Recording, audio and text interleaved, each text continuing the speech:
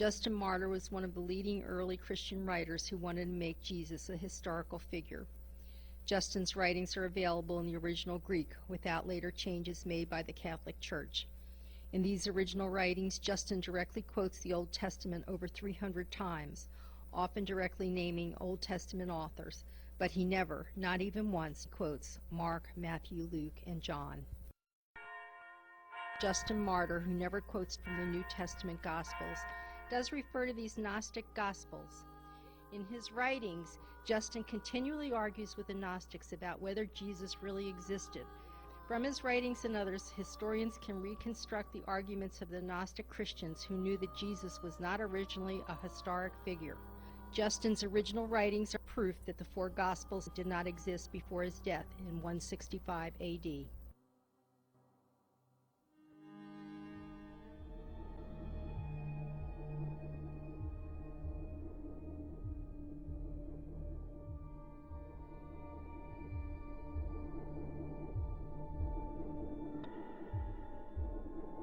Only the most ignorant of Christians today still believes that the Gospels were written by the apostles.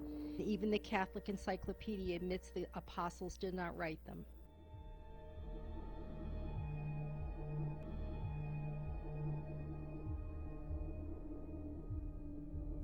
Historians document and Christian scholars admit that the apostles did not write the New Testament.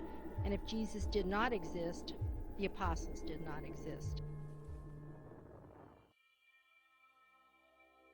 The historical proofs most often given for the existence of Jesus are that he is mentioned by Josephus, and that since there are Christians, there must have been a Jesus.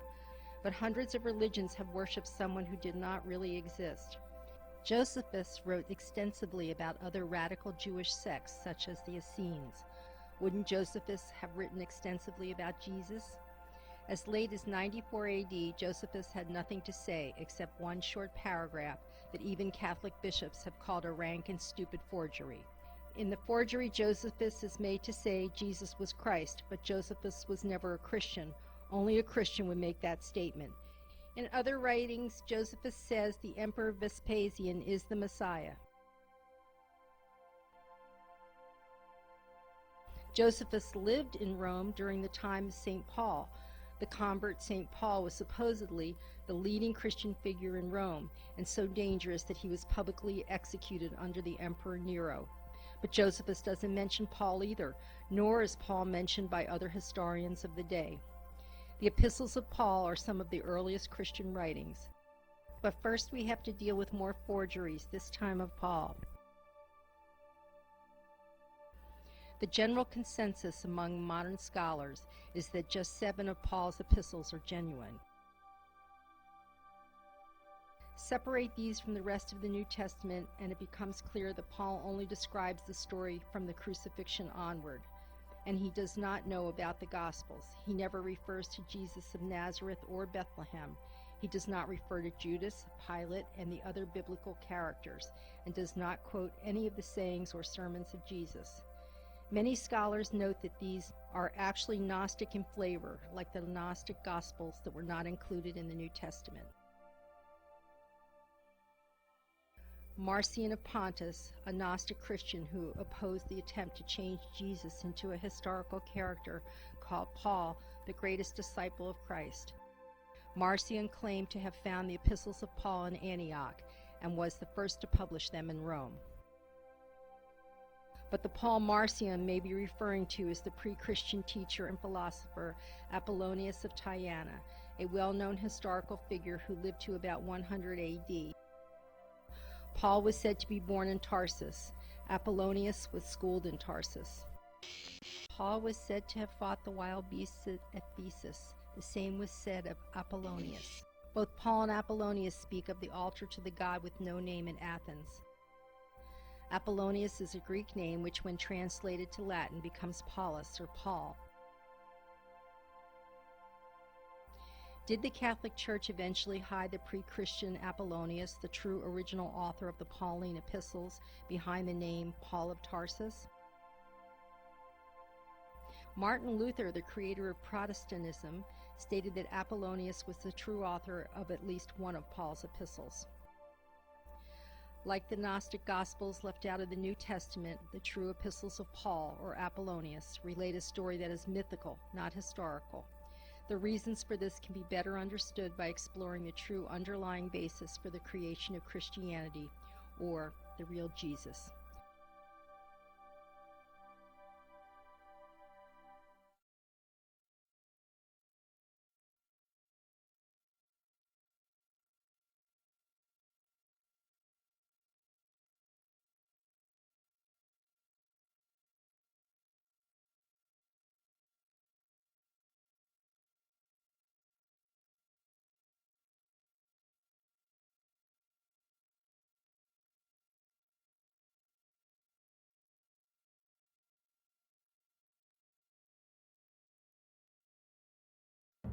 Human religion began with worship of the earth, then the sky with its stars and planetary bodies.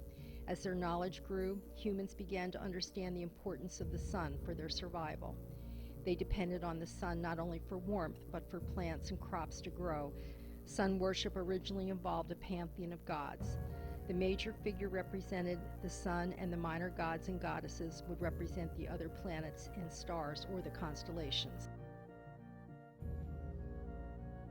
The Egyptian pharaoh Akhenaten achieved the first success in worship of the sun alone, creating what we now call monotheism.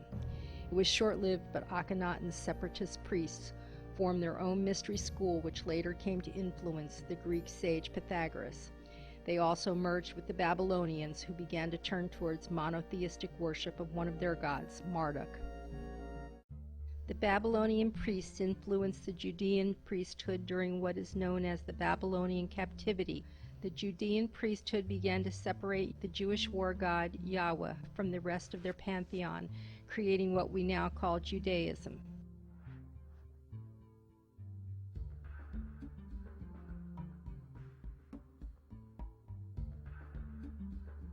The Judaists based many of their myths on older stories from other countries like Sumer.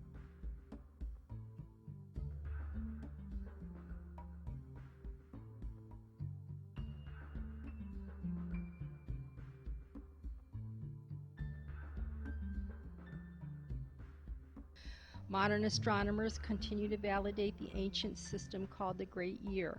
Approximately every 2,000 years at the spring equinox, the sun begins to rise in a new constellation. The 12 constellations became the signs of the zodiac.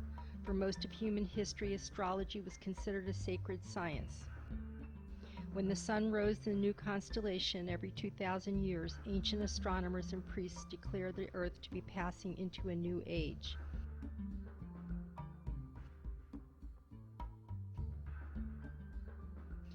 In our modern times, the age of Pisces is now passing into the age of Aquarius. It takes the sun 26,000 years to rise in all 12 constellations before the cycle starts over again. Ancient knowledge of the Great Year is found worldwide.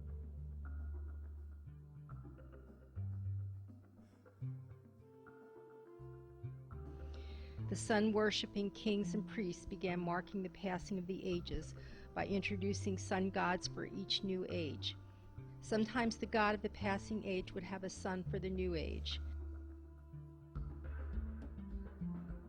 The creation of monotheistic Judaism, Christianity, and Islam straddles the period when the age of Aries was passing into the age of Pisces.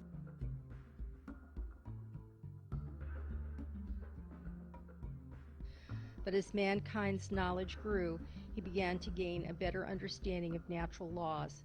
The sun, moon, and stars were just objects in the sky, not gods. One of the first descriptions of the natural laws was put forward by the Greek philosopher and mathematician Pythagoras. Pythagoras was a forefather of what is now called the Gnostic movement, which eventually would play a large role in the creation of monotheism and early Christianity.